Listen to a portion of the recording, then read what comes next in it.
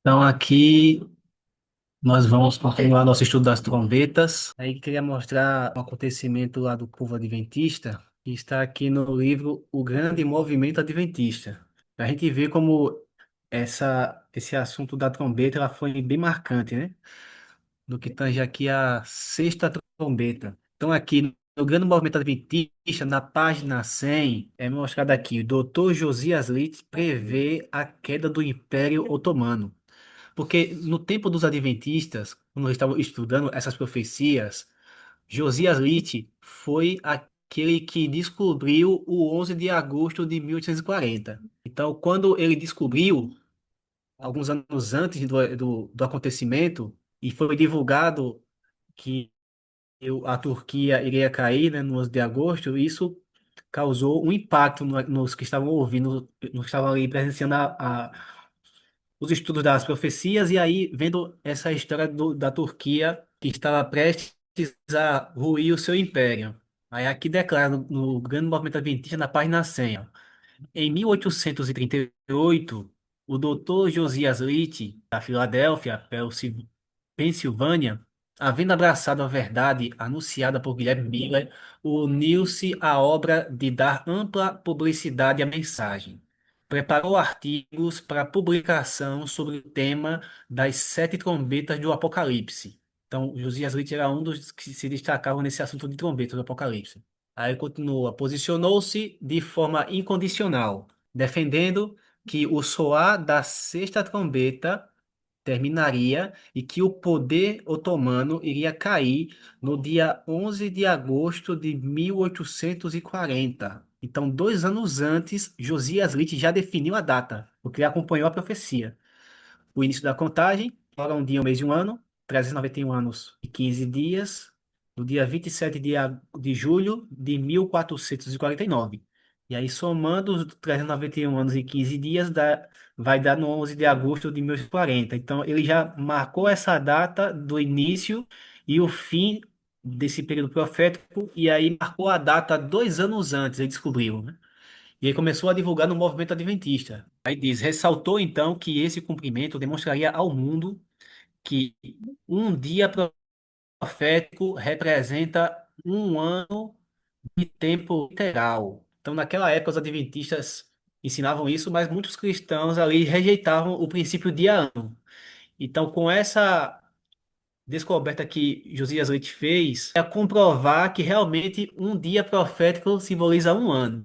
E aí aquelas pessoas que do mundo inteiro que desacreditavam dos adventistas passariam a acreditar nele se essa profecia de Josias Leite se cumprisse. Aí fala, alguns dos irmãos, mesmo dentre os que criam nesse ponto como ele, temeram quanto ao que resultaria caso o evento não ocorresse, como predito.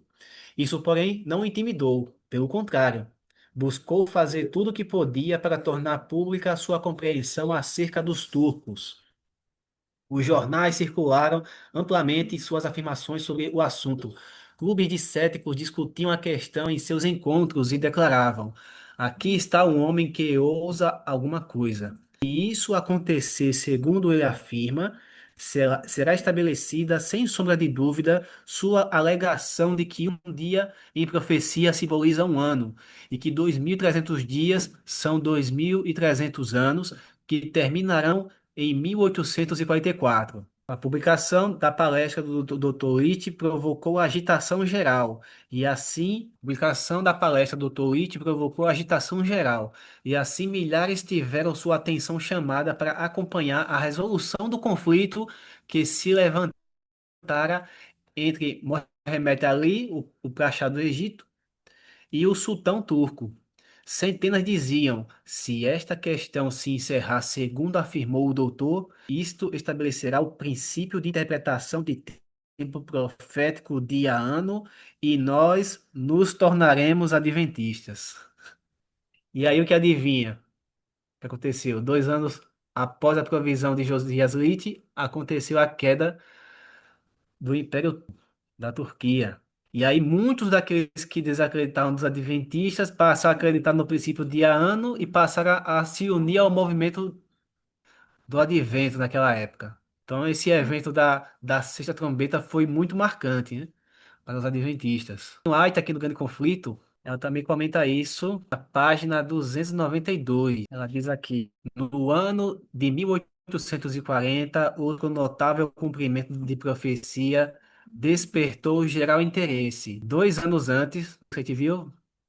1838, Josias Leite, um dos principais pastores que pregavam o segundo advento, publicou uma explicação de Apocalipse 9, predizendo a queda do Império Otomano.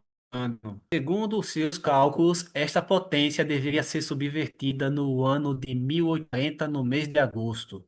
E poucos dias apenas antes de seu cumprimento, escreveu: admitindo que o primeiro período, 150 anos, né, que são os 5 meses proféticos, se cumpriu exatamente antes que Deocoses subisse ao trono, já abatido o poderio otomano, e isto, creio eu, verificar-se-á ser o caso.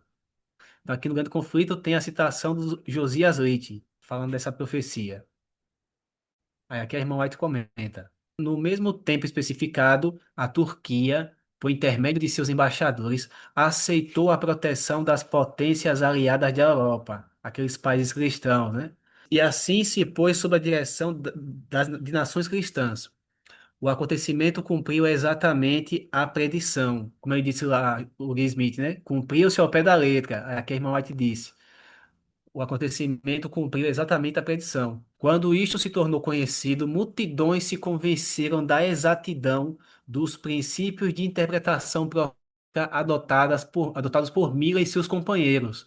E maravilhoso impulso foi dado ao movimento do advento. Homens de saber e posição uniram-se a Miller tanto para pregar como para publicar suas opiniões. De 1840 a 1844, a obra estendeu-se rapidamente. Eu coloquei esse texto aqui para o que eu havia comentado pela manhã, né? Que quando os adventistas descobriram essa profecia, isso impulsionou o movimento adventista, né? Que foi 11 de agosto de 1940. E aí surge oficialmente e se espalhando por todo aquela região, o movimento adventista de 1840 a 1844. É esse marco de 1840 que é feito com a sexta trombeta e vai tornar o movimento adventista agora oficializado, ali de 1640 a 1644.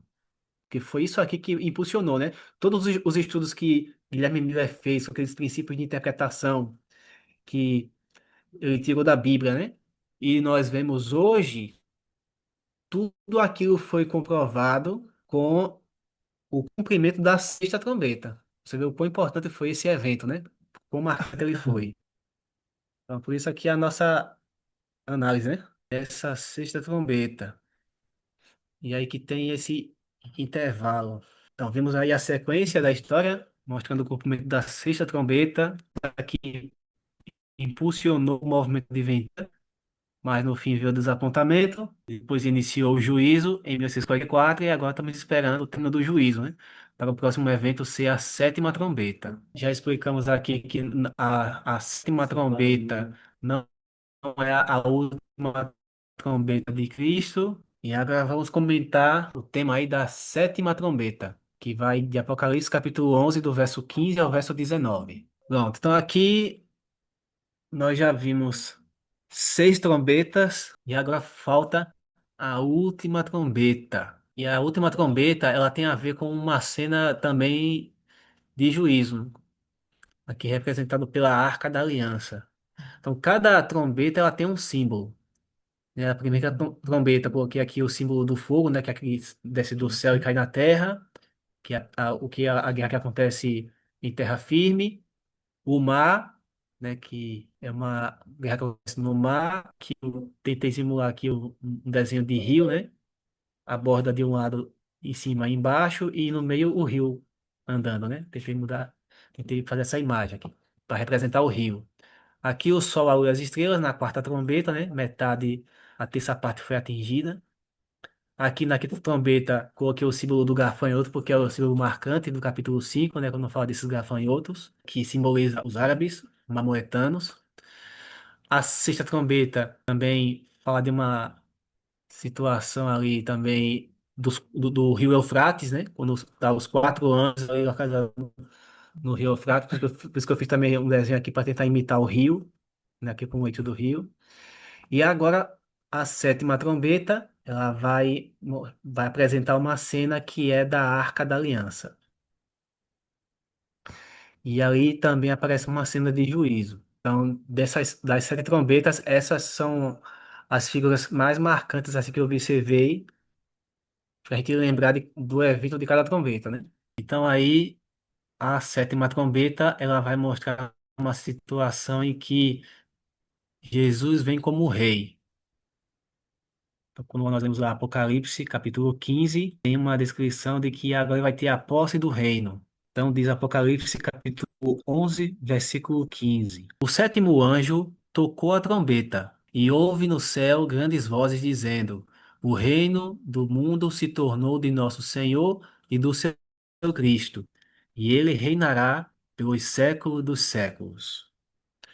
Então, quando se toca a sétima trombeta, o reino deste mundo passa a ser de quem?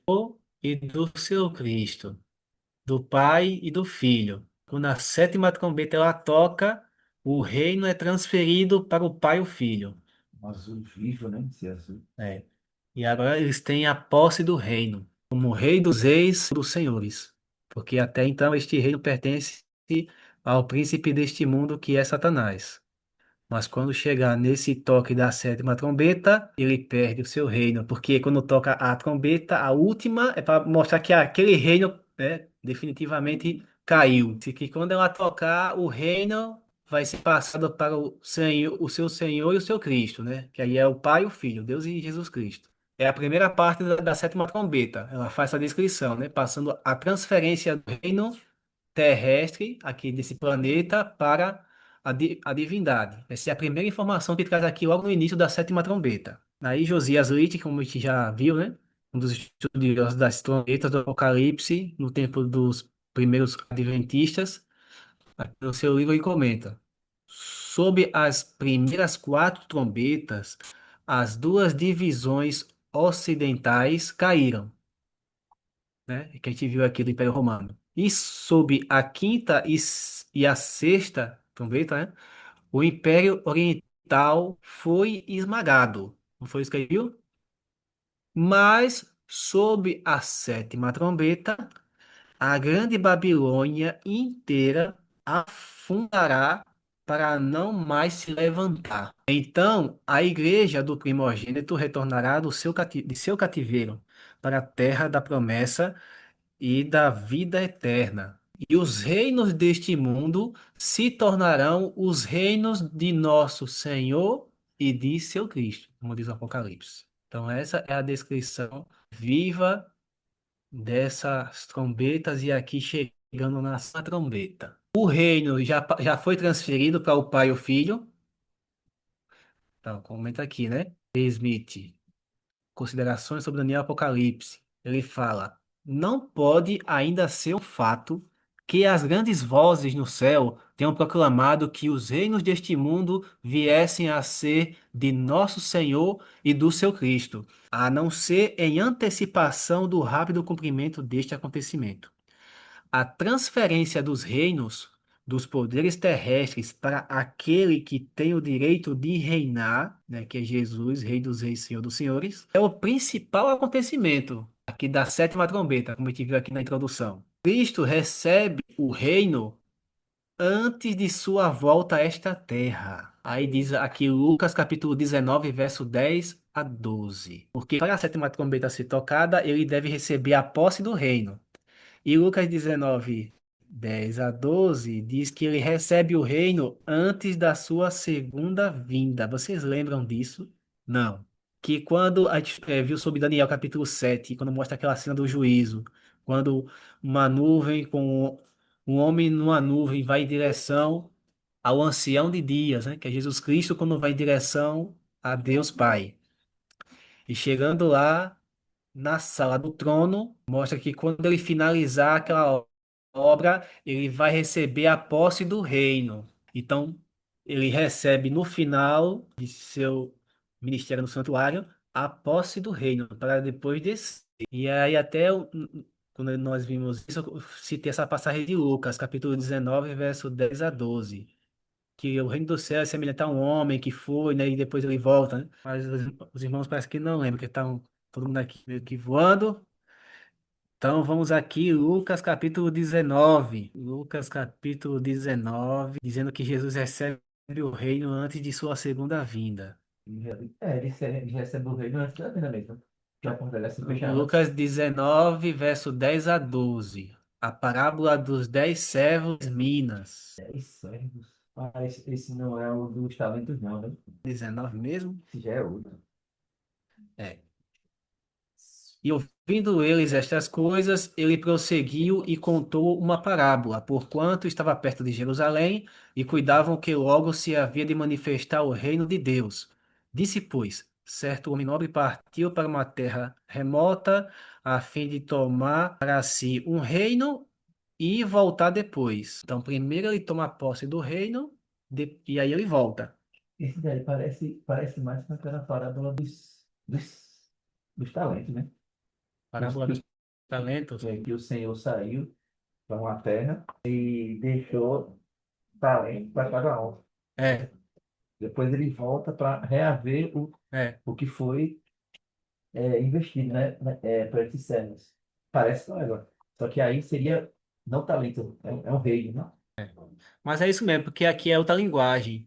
Ele é, Aqui fala, em vez de talentos, fala de minas. 10 minas. mas é a mesma parada, Acho que sim. é diferente. Porque nesse Deixa eu aí, ver. eram 5 servos, Ó, parece, não mais 10. veio primeiro dizendo, Senhor, a tua mina rendeu 10 minas. E ele lhe disse, bem está, servo bom, porque o mínimo fosse fiel sobre 10 cidades terá autoridade. É porque aqui é em Lucas, a gente leu essa parábola, tem também em Mateus. Aí Mateus deve Fala. ser uma linguagem diferente dessa, né? É. E Mas segundo veio dizendo, a tua mina rendeu 5 minas, né? 10 talentos, 5 talentos, né? Assim. isso. E este disse também, se tu também sobre 5 cidades. Aqui ele fala de cidades, né? Lá não fala de cidades, né? É porque é em Lucas, é o mesmo evento só escrito em Lucas.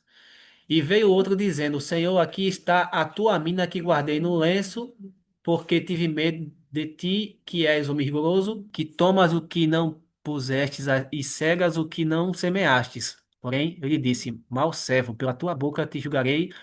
Sabias que eu sou homem rigoroso e tomo o que não pus e cego o que não semeei.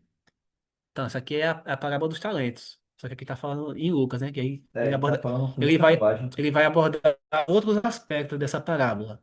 Mas o foco aqui não é estudar essa parábola. É Ele falar ele essa fala, parte aqui que para Jesus receber o reino, isso acontece antes da sua segunda vinda, né? Toma o reino para si e depois volta. Primeiro ele recebe a posse do reino e aí ele vem. Que a sétima trombeta, ela fala de que ele recebe a posse, né? E quando ele recebe essa posse? Antes de ele vir pela segunda vez. Aqui é uma informação, ele vai receber antes de sua vinda. O toque da sétima trombeta acontece antes de sua vinda. E pouco antes, né? Porque ele recebe a posse do reino e ele desce. Então, essa informação aí é para mostrar que, quando ele diz que a sétima trombeta toca e ele recebe a posse do reino, é mostrando aí antes de sua vinda. Como diz aqui Luiz Smith, ó, Cristo recebe o reino antes de sua volta a esta terra. Aí cita aquela passagem de Lucas. Portanto, esta é uma cena que sucede no céu. Está intimamente relacionada com a apresentação do versículo 9 e 10. Cristo recebe o reino em que momento? No encerramento de sua obra sacerdotal no santuário. Quando é que está escrito isso? Daniel, quando ele vai até a sala do ancião de Dias para iniciar aquela obra no lugar santíssimo. E quando ele termina aquela obra, ele recebe a posse do reino. Lembram disso também? Esse é o principal texto, Daniel, e aqui Lucas 19 complementa o Daniel, né? Vocês lembram dessa parte? Vou colocar aqui, que foi a cena do juízo ali, ó. Daniel, cadê? Daniel capítulo 7 e fala no verso 9. Eu continuei olhando até que foram postos uns tronos e o ancião de dia se assentou. Aí fala a descrição da sua aparência. Aqui no finalzinho diz: assentou-se o juízo e abriram-se os livros. Então aqui começou o juízo, né? É uma cena de juízo. Aí o verso 13: eu estava olhando nas minhas visões da noite, e eis que vinha nas nuvens do céu um como o filho do homem, dirigindo-se ao ancião de dias, e o fizeram chegar até ele. Então ali ele chegou na sala do trono, né? Que foi aí quando ele saiu do santo para o santíssimo. E aí, quando ele termina essa obra, ele viva, e foi-lhe dado o domínio, a honra e o reino, para que todos os povos, nações e línguas o servissem. O seu domínio é um domínio eterno, que não passará, e o seu reino, o único, que não será destruído. Então é aqui quando ele termina essa obra de intercessão ali junto ao ancião de dias, que ele recebe o domínio, a posse do reino. Aqui a profecia de Daniel capítulo 7, versos 13 e 14. E lá Lucas mostra o momento, né? Quando ele recebe a posse do reino, ele vem. Então, se ele recebe a posse e vem, e a posse ele só recebe quando ele termina a sua obra no lugar santíssimo, junto ao ancião de dias, que é Deus, então quando é que acontece o toque da sétima trombeta? Quando foi porta da graça, ele se levanta para trocar suas vestes. Quando termina o tempo de graça, ele recebe a posse do reino, e aí ele está preparado para vir pela segunda vez a essa terra. Por isso que o Smith colocou aqui, né? Cristo recebe o reino no encerramento de sua obra sacerdotal no santuário. Aqui ele não colocou o fundamento bíblico, né? Mas é Daniel capítulo 7, verso 13 e 14. Então é só nesse momento que a sétima trombeta toca. Então a sétima trombeta já tocou. Por quê? Porque Jesus ainda está no santuário. Então, esse entendimento de Daniel capítulo 7, 13 a 14 junto com Lucas 19, 10 a 12, não se harmoniza perfeitamente com aquela estrutura do Apocalipse que tem a sexta trombeta, o grande desapontamento, o juízo, e aí quando termina o juízo que vem a sétima, sim ou não? Uhum. Então veja que o texto bíblico, as passagens da Bíblia que explicam esse evento, elas dizem que a sétima trombeta toca quando termina o juízo.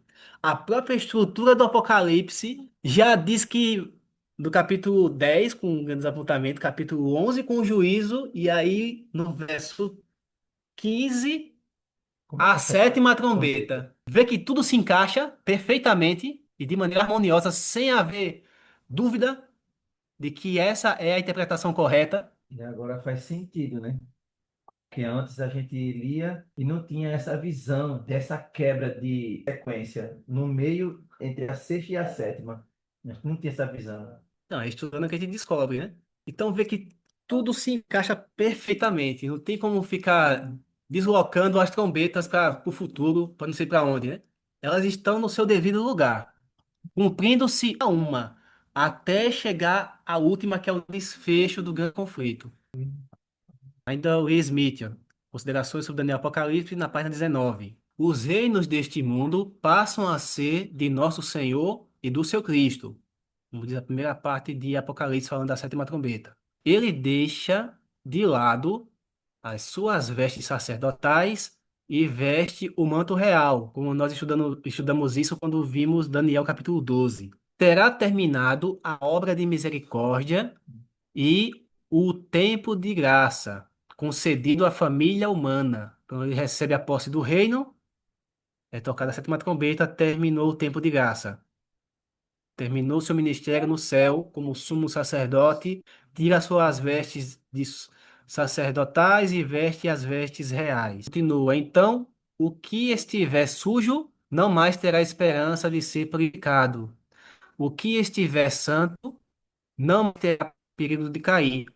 Todos os casos estarão decididos para sempre quando se toca a sétima trombeta. Daí em diante, até que Cristo venha nas nuvens do céu, as nações serão quebrantadas como com vara de ferro e despedaçadas como vaso de oleiro por um tempo de tribulação que nunca houve. Os irmãos lembram quando estudamos Daniel 12 que termina o tempo de graça para o povo de Deus e começa a grande tribulação, o toque da sétima trombeta é o fim do tempo de graça e é o início da grande tribulação. E Jesus recebe a posse do reino nesse momento. Tudo ao mesmo tempo.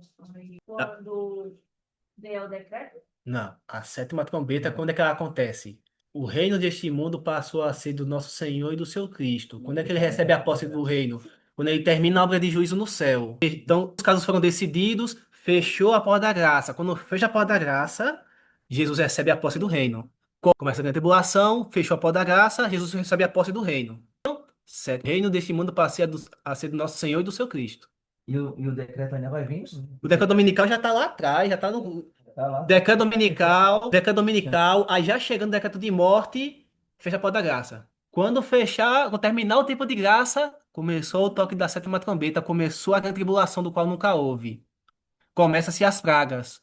Outra, tudo ao mesmo tempo. O quê? Tem que começar a contar aquele tempo de. A Daniel 12, sim. É.